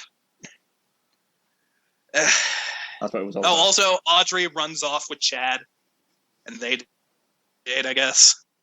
That's not important for this one. It is important in Descendants 3. So Go on. she gets the wand. The Maleficent and her daughter have a confrontation. She gets all teared up. Maleficent sort of taunting her, and then through outsmarting each other, I think they manage to get the wand out of her hand, and then she transforms into a dragon, CGI dragon, as you do in these cheap Disney Channel movies. And for whatever reason, she chases Jay for a bit, even though does Jay have the wand? They start, like, passing it off. That's right. How did they manage to disarm her with the wand again? Well, Maleficent gets the wand. I think she casts... Oh, you know what it is? Mal casts a spell. They, like, get the wand out of her hand. Oh, yeah, that's right, yes. And then she starts going all dragon. She goes after them. And then it was established earlier that Mel, like, looks into her eyes and there's, like, greenness happening. Magic. It's not explained to be magic, though, because after, like, it happens, no magic things happen to Mal the first time it happens. Well, every time she used magic... It's just them staring at each other with green eyes. Well, every time she used magic, there was a green glow in her eyes when she was doing magic, like getting the guard to touch the needle and changing the hair and so on and so forth. And then I get that. And then here they have a spaghetti western style stare off. Yeah, but in the first scene, before she gets the spell book, before she can do magic, this happens, and it's just green eyeballs, and they're staring at each other. I thought maybe this was Mal fighting her dragon side, because Mal's the daughter of Maleficent. She also certainly has a dragon side. Oh. So, I don't know. Maybe it was that. I don't care. Let's get through this. So, apparently she's giving a spell about the power of love or something, and she's casting it on Maleficent, and then Maleficent has to submit to it, and according to the fairy godmother, she had to shrink down to the size of her love, which manifested in a little lizard. So she's going to be stuck like that for a little while, so... They also do mention, though, like, at this point, everybody is done being, like, a jerk to the villains, because, hey, you helped us. And it's really weird to me, because, like, Belle of Beauty and the Beast faints when thinking about, like, her son dating a villain. Belle!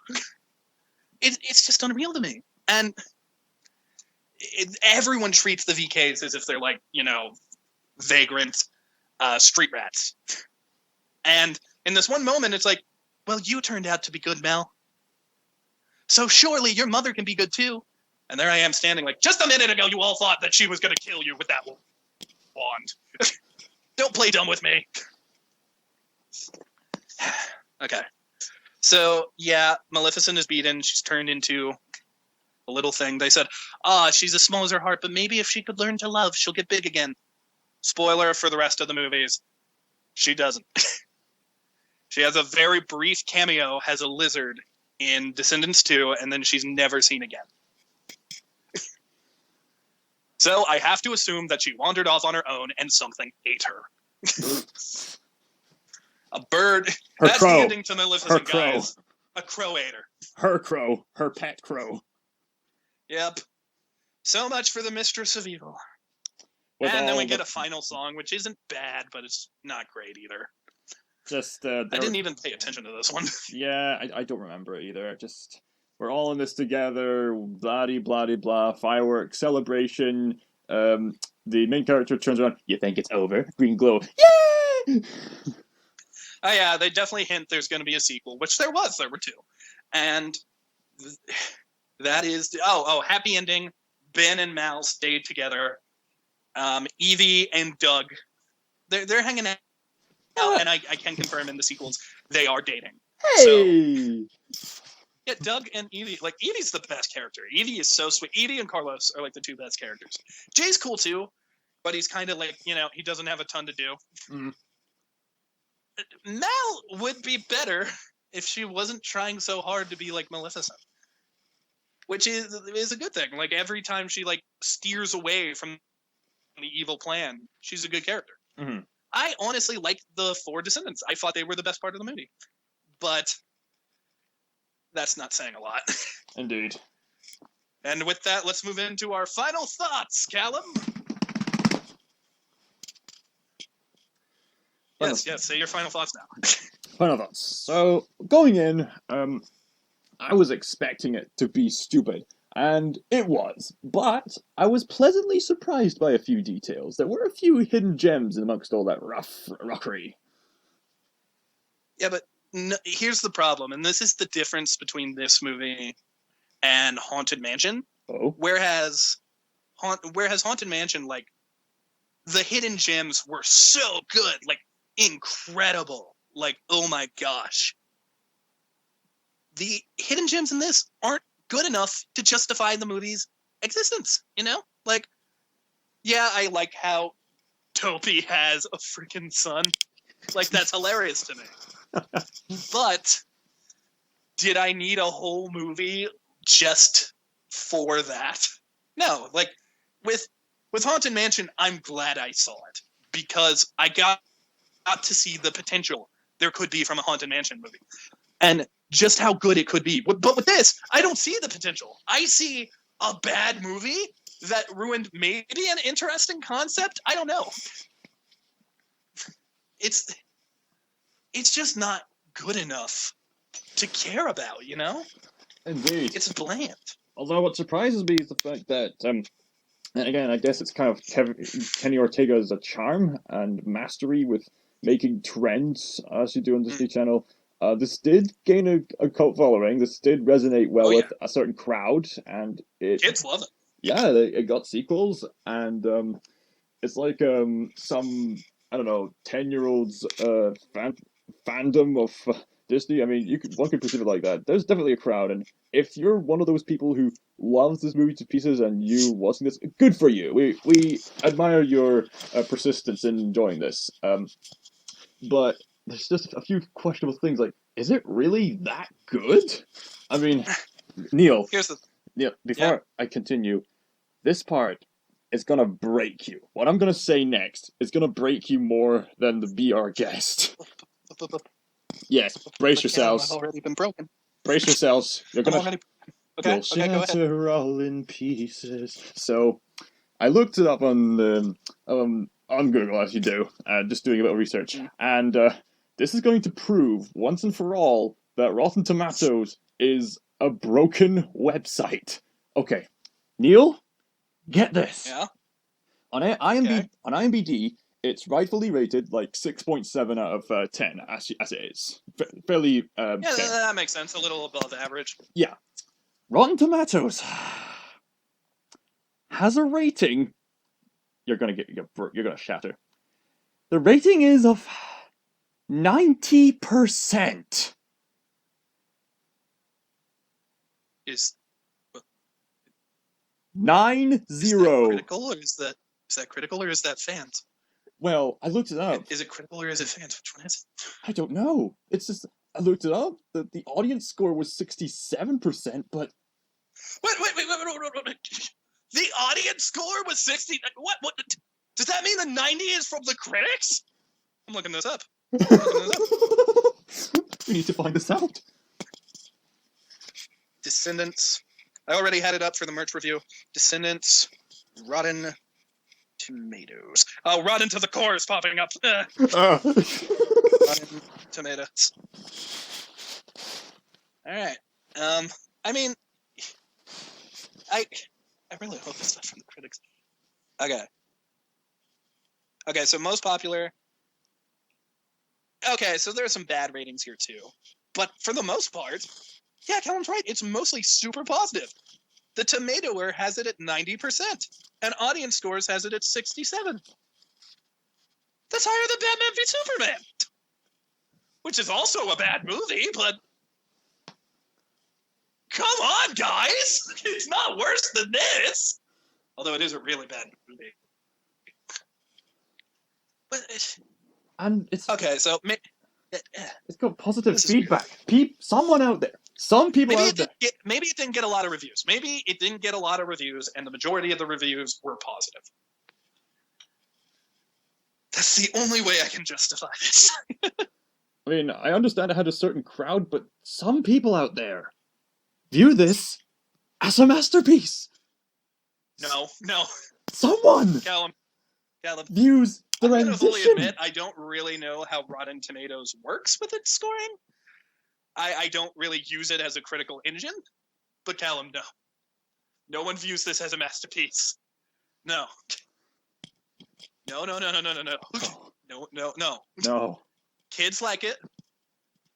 There is no adult out there who is willing to say this is a perfect movie. I could say that about Toy Story 4. I think it's a pretty perfect movie. I do not say this about Descendants. The fool hath said in his heart that Descendants is a masterpiece. Look, my very final thoughts on Descendants is, if you take out all of, like, the parents, and you take out every, like, bad song and all that, you're stuck with a bland movie with good leads. And that's okay. If this was just a bland movie with good leads, that would be okay. That would be a Disney just. But it's not. You throw in those bad songs, you go down to Disney Bust a little bit. But then you throw in this absolute insult to the Disney villains and the Disney heroes. Freaking Cinderella and Prince Charming named their kid Chad and raised him to be a Chad. It's not right. I refuse to believe that Cinderella, one of the sweetest of all the Disney princesses, would have such a douchey kid. He gets it from the royal side. I had to sing a song to motivate myself to finish this review. It's a bad movie. Is it the worst movie? No. It's not. You could find a million things worse on the Disney Channel.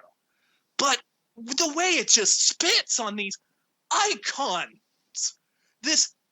these characters that are so engraved in the Disney name, it is an insult at times. And you know what? They tried something different.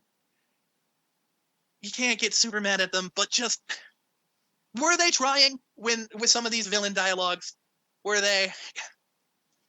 I love Kristen Chenoweth. I love Dove Cameron. I don't like this movie.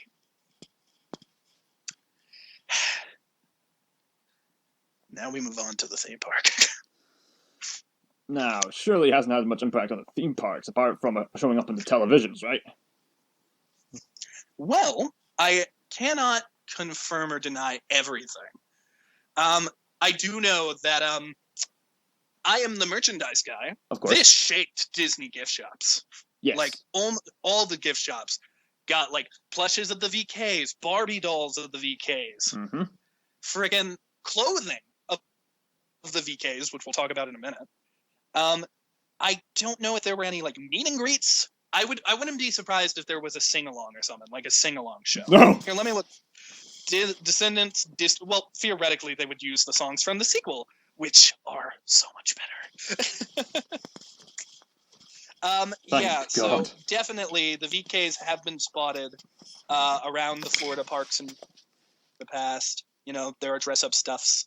Mm-hmm. And there is really nothing permanent, though. There are meet and greets, I guess, but nothing permanent. And apparently the cast did go on a trip to Disney World Oh, did they? in costume. That's Yeah, cool. for the first movie. Which I think that's kind of cool. Although that much leather, oh my gosh, that had to be terrible. Disney World. Disney World is hot, y'all. Disney World is hot. So yeah, that leaves us. Oh, they also did something on the Disney Cruise Line. But that leads us, Calum, to say what should be in the parks for Descendants. We've done this once or twice. This is probably the last time I'll explain it. If there is absolutely nothing in the parks, which, by the way, we know, Newsies did actually have a sing-along in the park. We know. That wasn't necessarily the same Newsies, but it was people dressed up as the Newsies. We know. We're sorry. So moving on, we have to pitch something for the Descendants. This could be a ride. This could be a show. This could be a restaurant. This could be a gift shop. This could literally be nothing. We could say keep it out if we want to.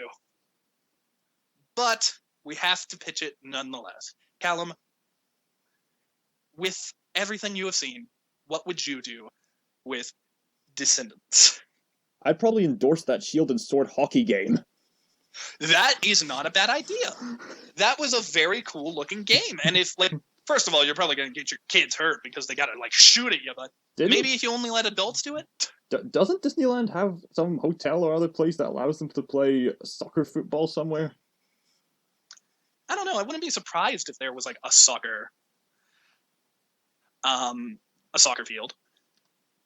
I don't know. They all got swimming pools. And that's kind of smart. I know that one definitely has, like, a basketball court. That being said, though, this is a very different game. You would need the cannon. You would need the shields. That being said, I'd play it. And I'm like a heavy-set guy who can't run well. And I, in these games, usually like to play defense, so come at me. Oh, I'm a big defense guy, too. Oh, sweet. I actually love shields as a weapon.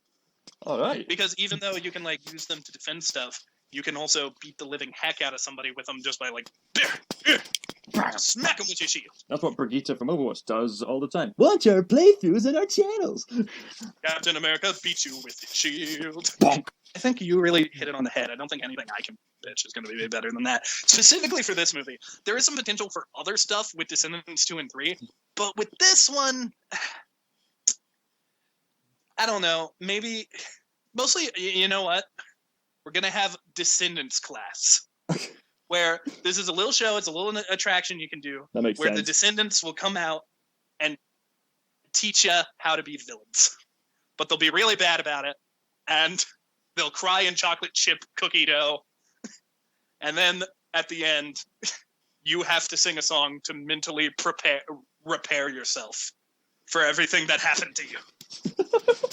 And all of the Disney villains will be there and just be terrible. You know what? Actually, I would like to pitch Descendants Combat. The original villains versus this version. I want to see Phantasmic Maleficent go up against Kristen Chenoweth. Let's go. Yeah, just that big colossal dragon versus terrible CGI. Let's go. Murphy versus CG. All right. By the way, the dragon's name is Murphy. I never told you that. Wait. Dragon's name is... Wait, what? Okay, so here's a little bit of Phantasmic trivia for you, but technically it is part of the Disney park, so it works.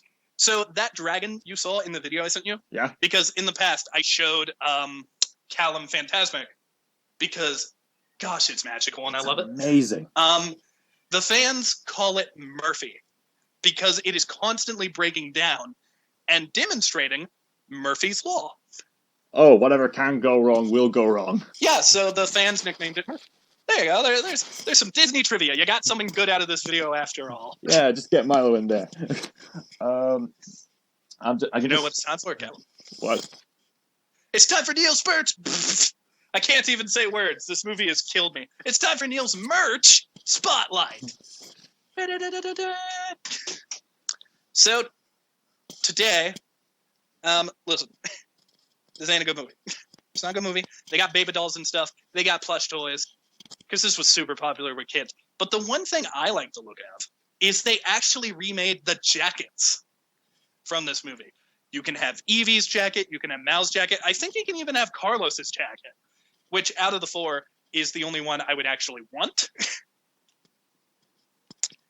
And they are totally available online. You can look it up. You can buy these if you want to. Here, let me see if I can get you a price. They're very well made. They almost obviously there's some differences here and there. Movie quality is obviously going to be a little better.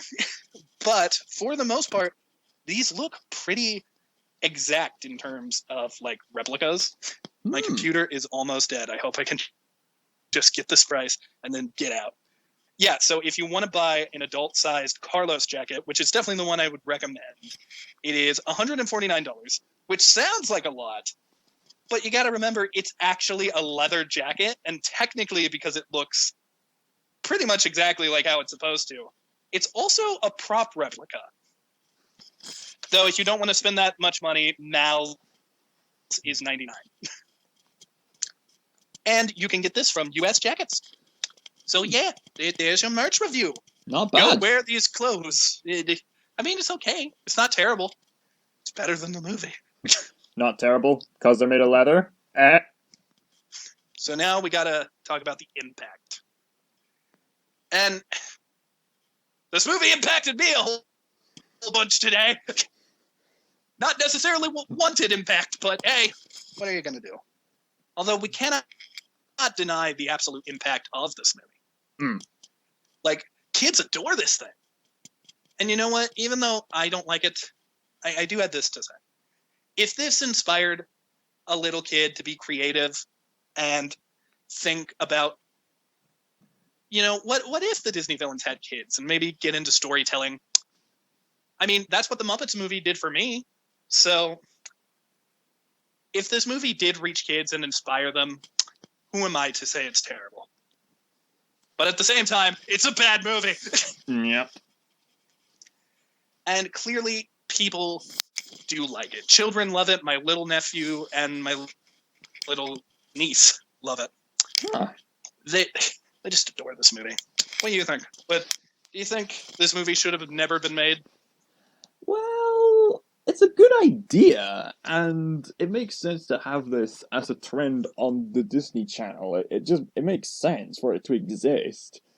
But It definitely is, like, as far as Disney Channel movies go, this isn't a bad idea for one. I'm not going to call the movie good, hell no, but it's fine, I guess.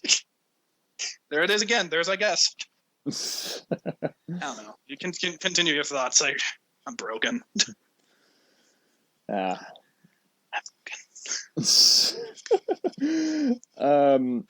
guess I'll just have to watch the sequels and compare. Yeah, I'm not even kidding. Maybe we should, hi Kitty, we should do that next. Because I want to be saved. Because Descendants 2 is actually, better. From the 20 minutes I watched of it the other day when I had to watch this, it's a lot better. The first song they sing is okay. The second song they sing is actually, brace yourself, Calum, you're not ready for this. Good. Yeah, it's good. Oh. So, yeah, see you next week for Descendants 2. And you know what? Screw it. Let's just declare it. We are now beginning the Descendants Marathon. The next 3 episodes will all be Descendants. It's only uphill from here. Well, at least the next 3 with just me and Calum, which we might actually film fairly quickly because we usually have pretty available schedules. Pretty much. So, see you next week for Descendants 2.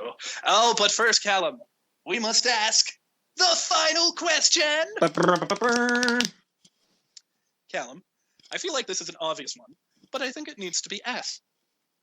If you could be the child of any Disney villain, which one would you be? And how would you abuse your newfound villainous powers? Now, let me think about that for a moment. Do you have one in mind? You gotta remember, you're a bad guy.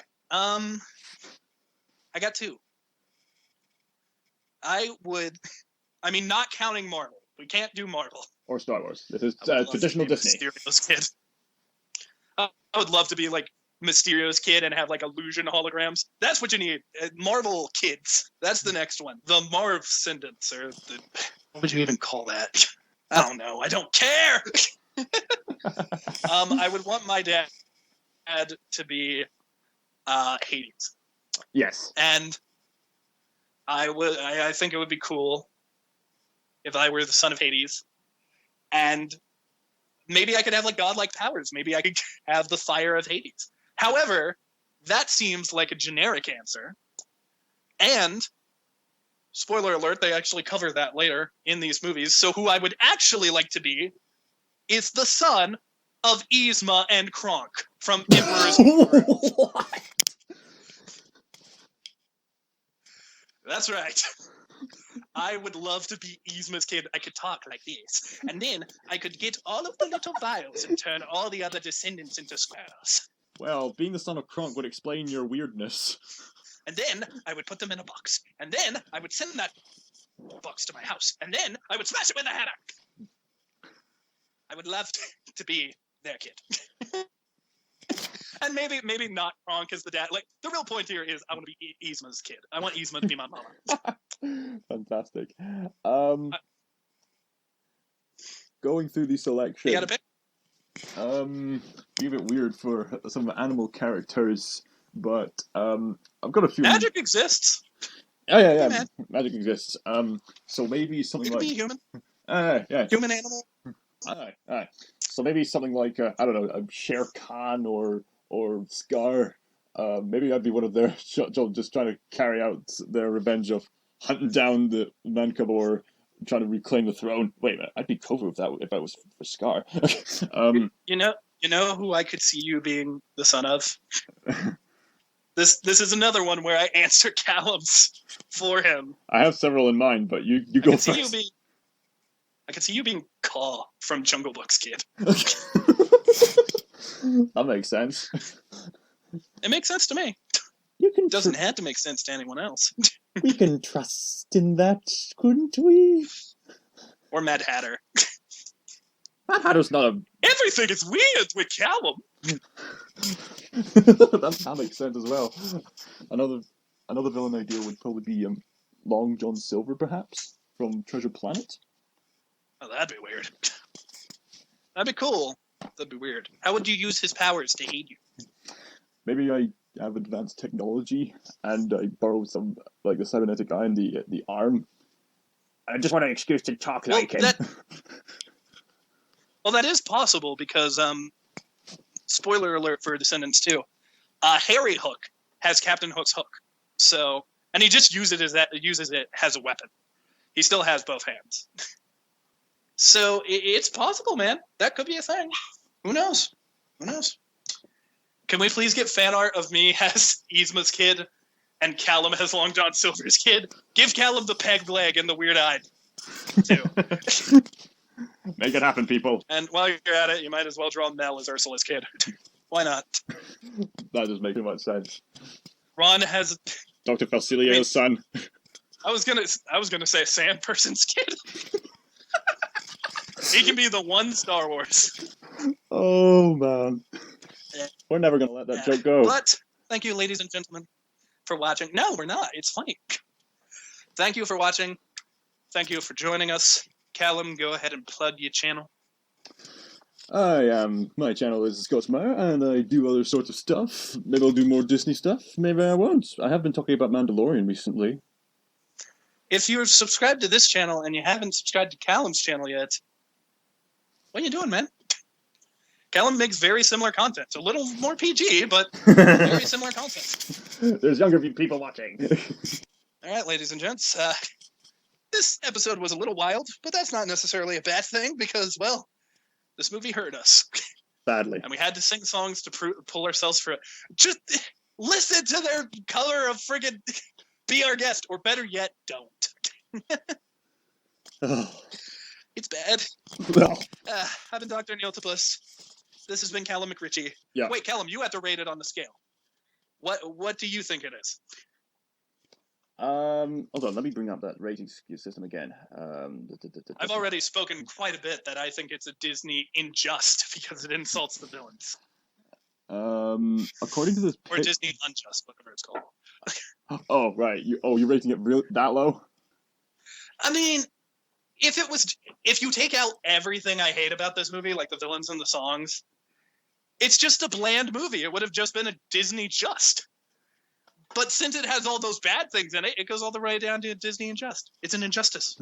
As for me, there is some terrible stuff in here, but there are a few bits where I think, okay, that's not too bad. So I'd probably give this a bust, probably.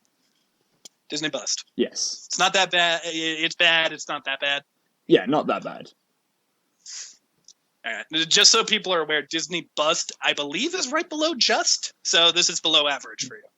Pretty well. There's just, then there's fuss, and then there's bust, and then there's unjust. Oh, okay. So this is worse than a. So this is worse than a fuss. It's got some pretty cringy stuff. Yeah, I guess. Be our guest. I hate it. This song deserves to burn in hellfire, dark fire. This movie is a sin. Diddly-dee. We need to stop watching. That is the only way to win. I was also going to have to... All right, we're done. I might edit this part out, but I was going to suggest being the son of Frollo. That would be weird. That would be fun. That would just be like, I judge all of you, you suck.